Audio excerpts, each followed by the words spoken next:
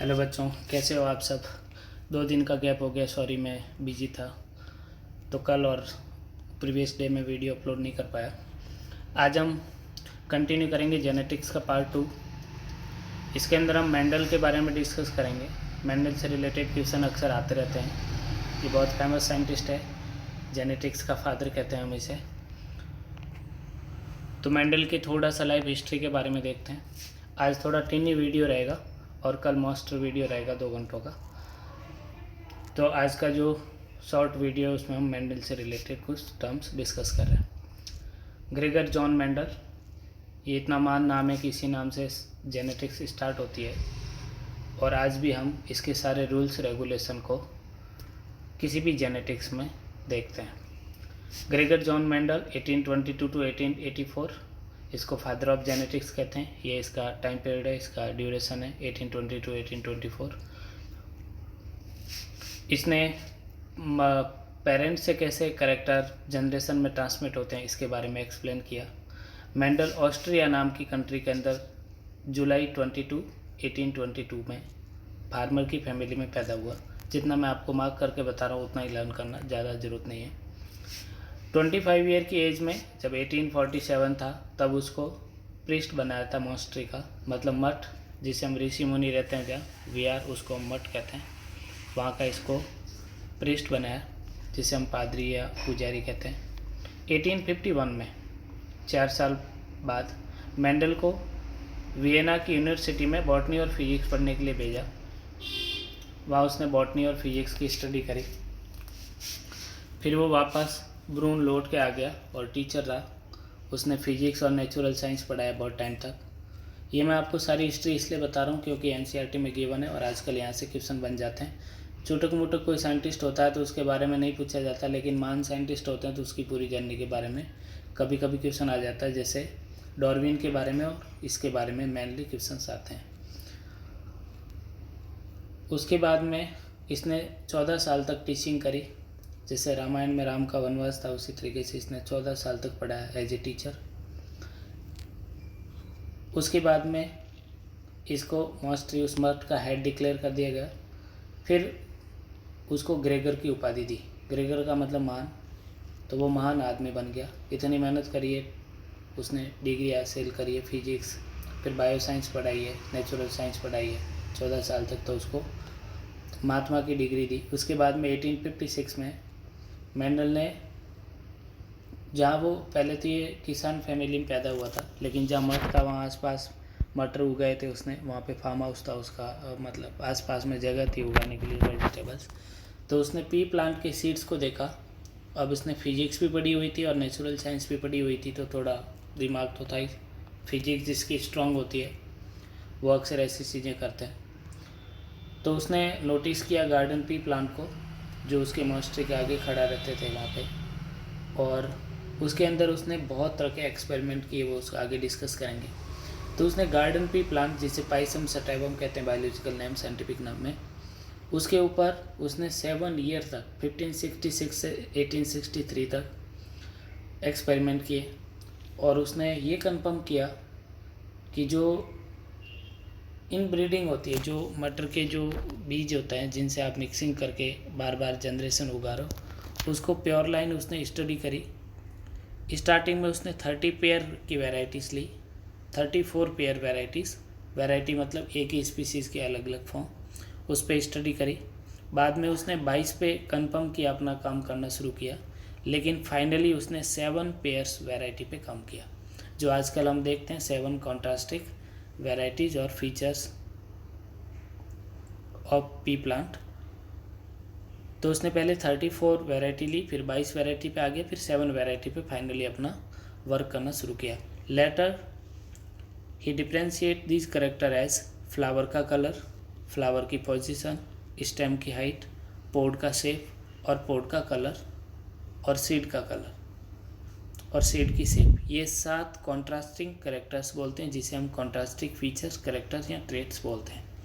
Flower का colour कैसा है, फ्लावर की पोजीशन कैसी है, टर्मिनल की एक्सियल, कलर कैसा है वायलेट की वाइट, स्टेम कैसा है, हाइट में लंबा की छोटा, ड्वार्फ की टॉल, पोड का शेप कैसा है, पोड मीन्स फली, तो कंस्ट्रिक्टेड या फूली हुई। पोड का कलर कैसा है, फली कैसी है, ग्रीन या फिर हरी है या फिर पकने के बाद पीली हो जाती है, तो हरी है या वॉयलेट, मतलब वॉयलेट नहीं, ऑरेंज कलर की हो गई है कि अभी ग्रीन है वैसे। सीड का शेप, सीड पिचका हुआ, कंस्ट्रिक्टेड या फूला हुआ।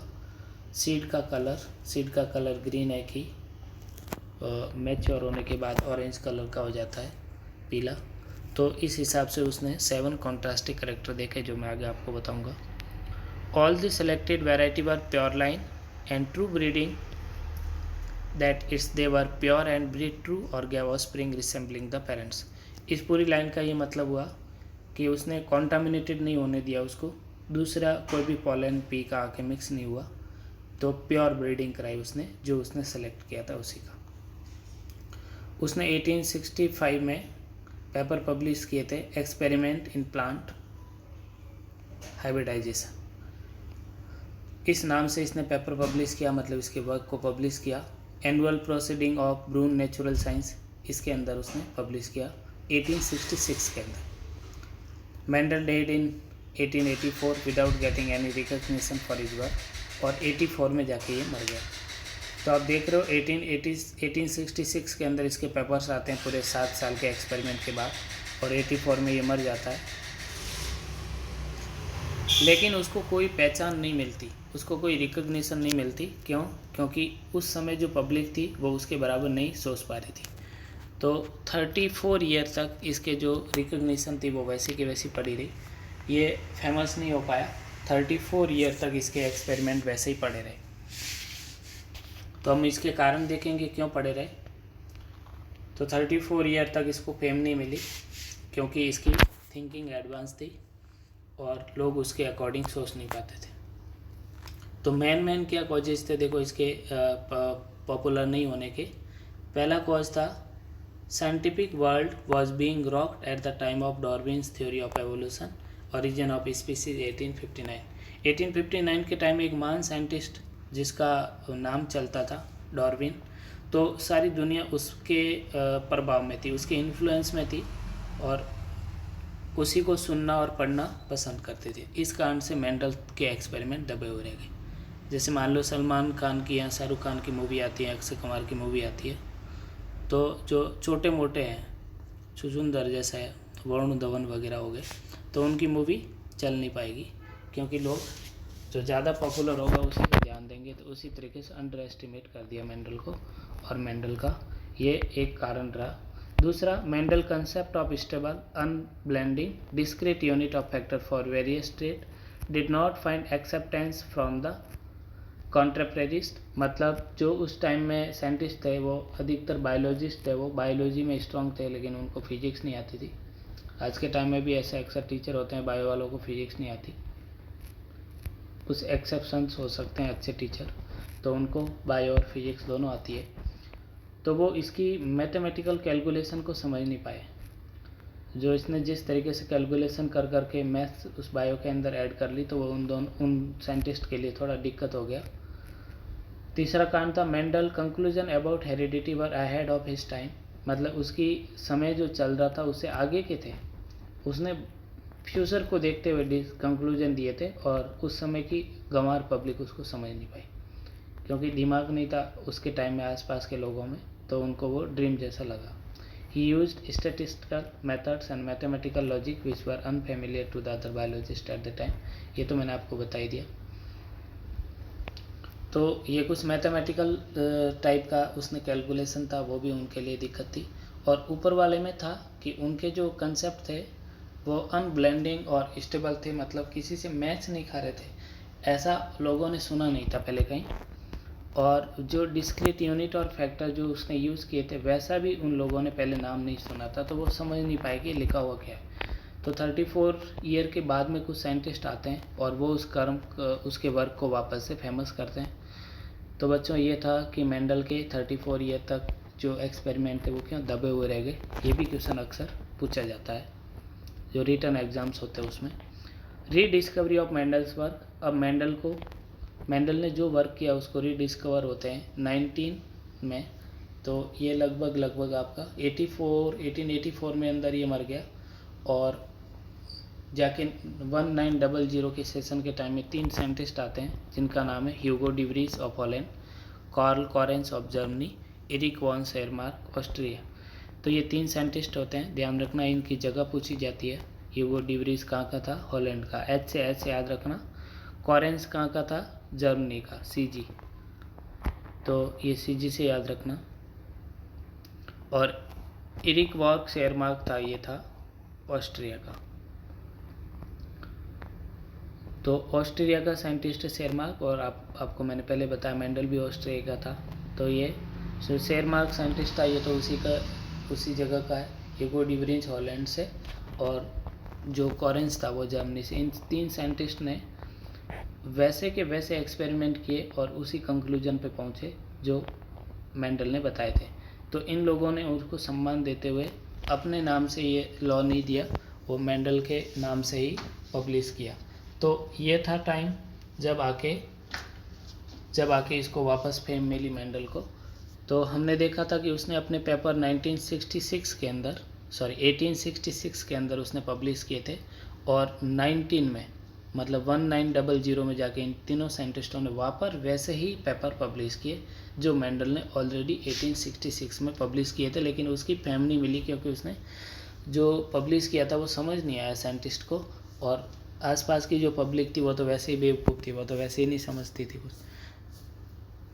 तो फिर इन 3 साइंटिस्ट के सपोर्ट करने के बाद मेंडल को फेम मिली। इन 3 साइंटिस्ट के शक्ल भी देख लो आप नीचे, ह्यूगो डिवरीज, कॉरेंस और शेरमार्क। नाम याद रखना, तीनों के बारे में पूछा जाता है। अब आते हैं हमारे मेंडल के experiments. Mendel experiment material, Mendel selected garden pea, edible P, Pisum sativa, 2n=14 chromosome होते हैं, ये एक्सपेरिमेंट के लिए उसने सेलेक्ट किया। तो कभी कभी ये भी पूछा जाता है कि गार्डन पी का बायोलॉजिकल नेम क्या है? Pisum sativa. उसमें कितने क्रोमोजोम होते हैं? डिप्लॉइड 14 मतलब हैप्लॉइड 7। क्या एडवांटेजेस थे कि उसने पी प्लांट चूज़ किया? ये आपने जूनियर क्लासेज में भी पढ़ा है, वही घिसा पिटा चला आ रहा है, तो इस पर ज़्यादा टाइम नहीं लगाऊंगा मैं। Pure variety of P were available, उसको प्योर पी प्लांट मिल गए जिसके अंदर कोई पहले से हाइब्रिडाइजेशन नहीं था, पहले से कोई मिक्सिंग नहीं थी। Pea plant shows a number of easily detectable contrasting characters, उसके अंदर 7 कॉन्ट्रास्टिक करेक्टर हमने देखे, अलग अलग तरह के फ्लावर, अलग तरह की पोड, अलग अलग हाइट के, और उसका पोजीशन फ्लावर का, ये सारी चीज़ें उसको मिल गई ताकि वो आइडेंटिफाई कर सके कि पेरेंट से जनरेशन में क्या चेंजेज आए। The flower structure of pea such as to allow control breeding, pea के जो फ्लावर थे उनको वो अपने मन चाहे तरीके से ब्रीड कर सकता है, चाहे तो क्रॉस पॉलिनेट करे, चाहे तो वो सेल्फ पॉलिनेट कर सकता है। दो the plant pollinated but it can be cross breed manually, मतलब वो कर सकता था चाहे तो क्रॉस या सेल्फ।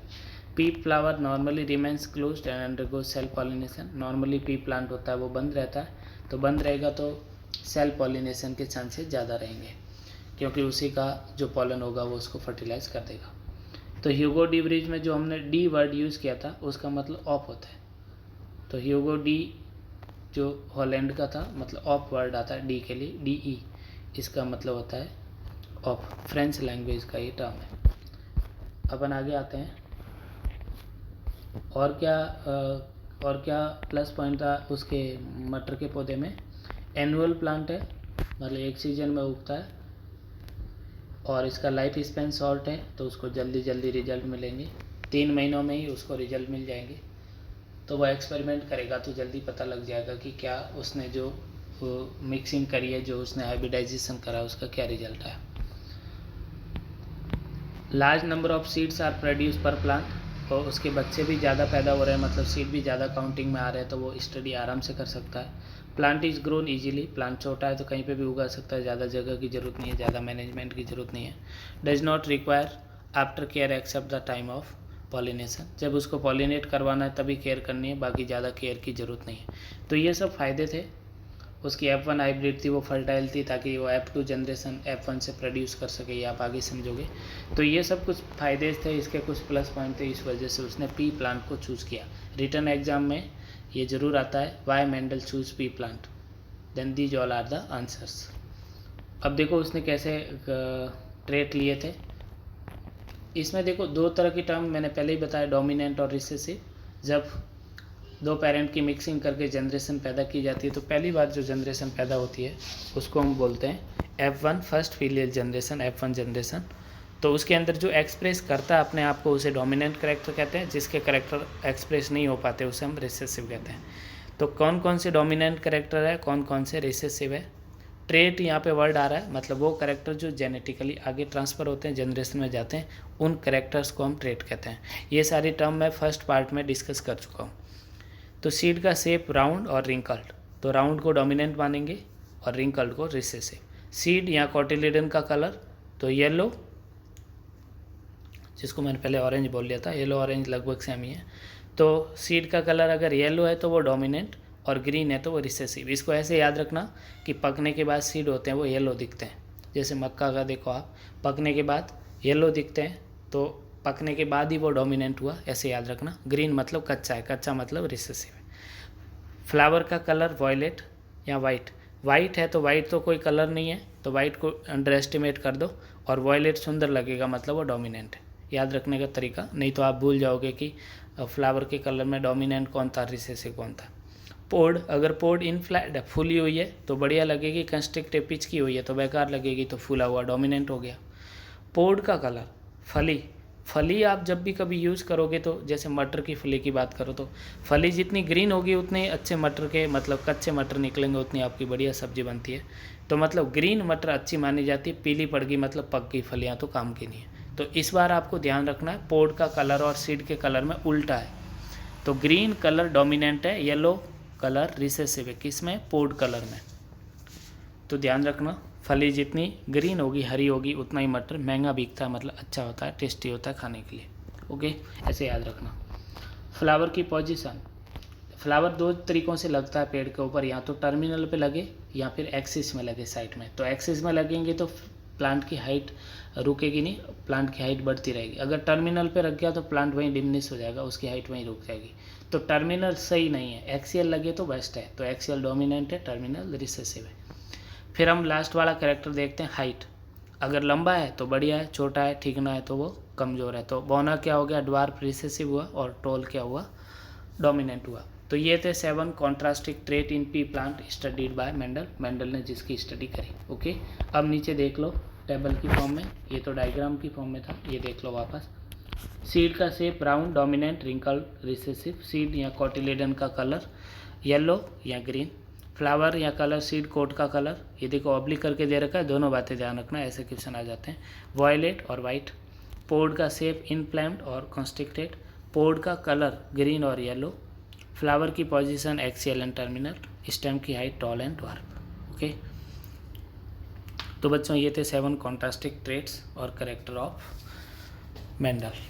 तो मेंडल ने ये लिए थे। अब सबसे बड़ा चैलेंजिंग क्वेश्चन ये हो जाता है, पहले तो 7 कॉन्ट्रास्टिंग ट्रेट के नाम बताओ, ये नाम थे, उसके बाद में डोमिनेंट कौन है और रिसेसिव कौन है, इस पे क्वेश्चंस बनता है। तो याद ऐसे करना कि कोई क्वेश्चन गलत नहीं हो। अब इसमें ज़बरदस्ती कोई भी चीज़ ऐड कर लेंगे कि 7 कॉन्ट्रास्टिंग ट्रेट में से कौन सा नहीं था। तो पौधे का कलर इसमें नहीं है, पौधे का कलर दे दिया कि हरा पौधा, ग्रीन मतलब ग्रीन पौधा, येलो पौधा। तो प्लांट का कलर नहीं है, प्लांट कलर दे सकते हैं यहाँ पे। रूट के बारे में कुछ बोल सकते हैं, लीव्स के बारे में बोल सकते हैं, हमने लीव्स के बारे में कोई करेक्टर नहीं लिया। तो आप देख पा रहे हो आपको कैसे भी बेवकूफ़ बनाने की कोशिश की जा सकती है। तो ध्यान रखना, tendril, stipules, leaves, roots and colour of plant, ये हमने डिस्कस नहीं किया है। तो ऐसा कुछ ऑप्शन दे देते वो 7 कॉन्ट्रास्टिंग करेक्ट में नहीं आएगा। ओके, और यहाँ भी ध्यान रखना डोमिनेंट कौन है और रिसेसिव कौन है। देखो यहाँ पे आपने देखा था सेकंड पॉइंट, सीड का जो कलर है वो येलो डोमिनेंट है और ग्रीन रिसेसिव है, लेकिन थोड़ा ही नीचे आती पोड का कलर में ग्रीन डोमिनेंट और येलो रिसेसिव है। यहाँ पे सबसे ज़्यादा बच्चे गलती करते हैं और यहाँ से क्वेश्चन पूछा जाता है। So be careful while learning it. तो आज मैं यहीं क्विट कर रहा हूँ, थोड़ा सा ही पढ़ा रहा हूँ, और कल मैं आपको लंबा 2 घंटों का वीडियो अपलोड करूँगा। तो आज ये पढ़ लो, कल के लिए एनर्जी सेव करके रखो। आप सब लोग सब्सक्राइब कर रखा है और किसी ने नहीं किया तो कर लेना, और अपने फ्रेंड्स के बीच में शेयर करना, लाइक करना वीडियो को, कमेंट करना। ओके बच्चों, थैंक्स फॉर वॉचिंग इट।